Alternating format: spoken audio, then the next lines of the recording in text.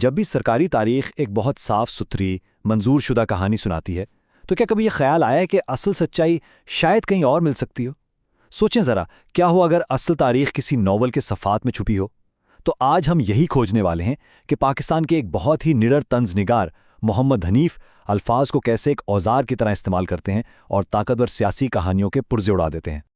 پھانسی کی رات جیل میں ہر چیز اتنی ہی پرسکون تھی جتنی ہونی چاہیے، ایک بہت اہم شخص کی حفاظت اور دیکھ بھال کے لیے وقف تھی۔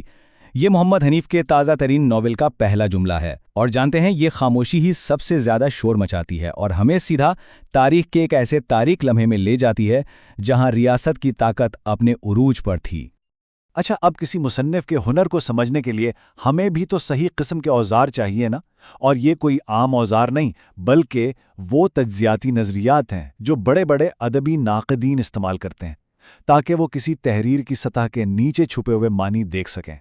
انہی کے ذریعے ہم حنیف کے کام کی گہرائی میں اتریں گے، اور یہ ہمیں اس سارے تجزیے کے بالکل مرکز میں لے آتا ہے، یعنی ایک مصنف اور ایک آمر کے درمیان بیانیے کی جنگ۔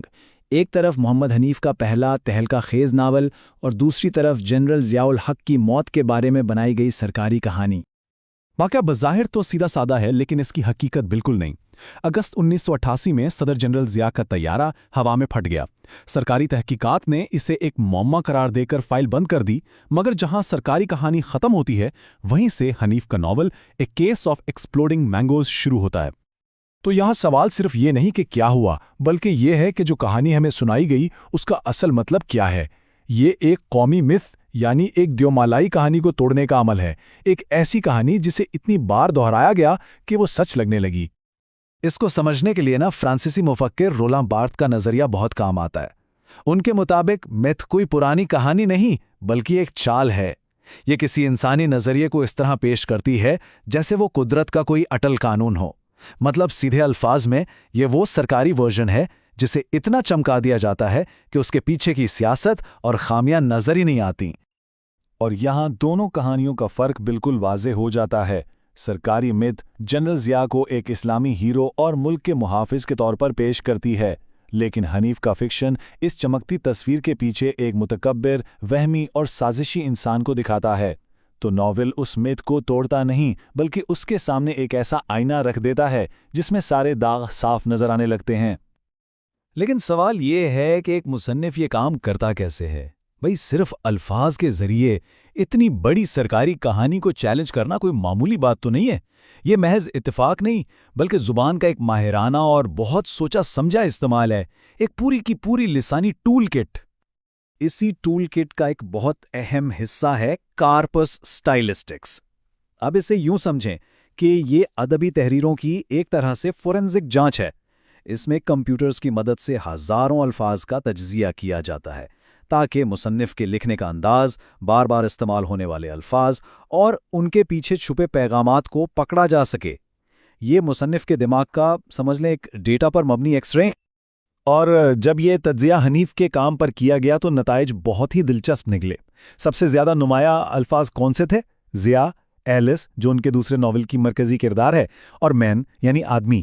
یہ ڈیٹا ہمیں صاف صاف بتاتا ہے کہ حنیف کی کہانیاں بڑے بڑے آمروں اور عام بے بس انسانوں کے تصادم کے گرد گھومتی ہیں۔ طاقت اور بے بسی کی یہی کشمکش ان کے کام کا مرکز ہے۔ اور بات صرف کرداروں تک ہی محدود نہیں، حنیف جس طرح گروہوں کا ذکر کرتے ہیں اس میں بھی گہری سیاسی معنویت چھپی ہے۔ امریکنز، مسلمز، یہاں تک کہ مسلح جیسا توہین آمیز لفظ بھی استعمال کیا گیا ہے۔ یہ الفاظ صرف لیبل نہیں ہیں بلکہ طاقت کے پورے نظام کی عکاسی کرتے ہیں کہ کون کس کو کیا کہنے کا حق رکھتا ہے۔ جیسے یہ جملہ ہے، چوڑے یہاں مقدس کے بننے سے پہلے تھے، یسوع کے دوبارہ زندہ ہونے سے پہلے، مسلوں کے گھوڑوں پر آنے سے پہلے۔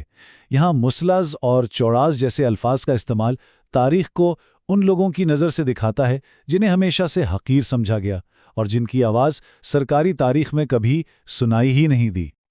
تو جب ہم ایک قدم پیچھے ہٹ کر حنیف کے تمام کاموں کو دیکھتے ہیں تو یہ بات بالکل واضح ہو جاتی ہے کہ یہ صرف ایک کتاب کا معاملہ نہیں ہے۔ ان کی تحریروں میں تاریخ سے بغاوت کی ایک گونج ہے، ایک مسلسل کوشش جو بار بار طاقت کے بیانیے کو چیلنج کرتی ہے۔ اور یہ بغاوت پاکستان کی تاریخ کے سب سے تکلیف دہ لمحات سے جڑی ہوئی ہے۔ 1977 کا مارشل لاء، 1979 میں ایک منتخب وزیر اعظم کی پھانسی اور پھر 1988 میں خود اس عامر کی پراسرار موت۔ حنیف انہی تاریخی زخموں کو کریتے ہیں۔ ضیاء کی موت پر لکھنے کے بعد حنیف کا نیا ناول ریبل انگلش اکیڈمی ٹھیک اس رات سے شروع ہوتا ہے جب ذوالفقار علی بھٹو کو پھانسی دی جا رہی تھی۔ یہ ایک بار پھر ریاست کے سب سے سفاک اقدامات کو کہانی کے مرکز میں لانے کی کوشش ہے۔ اس نئے ناول کا ایک مرکزی موضوع ہے زبان۔ پاکستان میں بہت سے لوگوں کی طرح ایک عام انسان گھر میں اپنی مادری زبان بولتا ہے، اسکول میں اردو سیکھتا ہے اور پھر ترقی کے لیے انگریزی اپنانے پر مجبور ہو جاتا ہے۔ یہ زبانوں کی جنگ صرف ذاتی نہیں بلکہ گہری سیاسی بھی ہے۔ اور اسی کشمکش سے ریبل انگلش اکیڈمی کا مقصد جنم لیتا ہے، آنے والی نسل کے باغیوں کو ایک ایسی زبان سے مسلح کرنا جو بظاہر طاقت کی خدمت کرے گی لیکن آخر میں اسی طاقت کو پاش پاش کر دے گی۔ یہاں انگریزی زبان خود مزاحمت کا ایک ہتھیار بن جاتی ہے۔ تو آخر میں سوال یہ پیدا ہوتا ہے کہ یہ سب کیوں اہم ہے؟ بھلا طاقت کے سامنے ایک طنزیہ ناول کی کیا حیثیت؟ اس کی اہمیت اس لیے ہے کہ طنز صرف ہنسانے کا نام نہیں بلکہ سچ بولنے کا ایک بہت بہت مؤثر طریقہ ہے۔ تو حنیف کا طنز کرتا کیا ہے؟ یہ سرکاری سچائیوں پر سوال اٹھاتا ہے، یہ ان لوگوں کو زبان دیتا ہے جن کی آواز دبا دی گئی ہے، یہ گھٹن زدہ ماحول میں بھی سیاہ مذاق کے ذریعے سانس لینے کی جگہ پیدا کرتا ہے، اور سب سے بڑھ کر یہ افواہوں اور گپ شپ کو جنہیں ہمیشہ کمتر سمجھا جاتا ہے، تاریخ کو چیلنج کرنے والے ایک ہتھیار کے طور پر استعمال کرتا ہے۔ 50,000 سے زیادہ، یہ صرف ایک کیس آف ایکسپلوڈنگ مینگوز کی فروخت ہونے والی کاپیوں کی تعداد ہے۔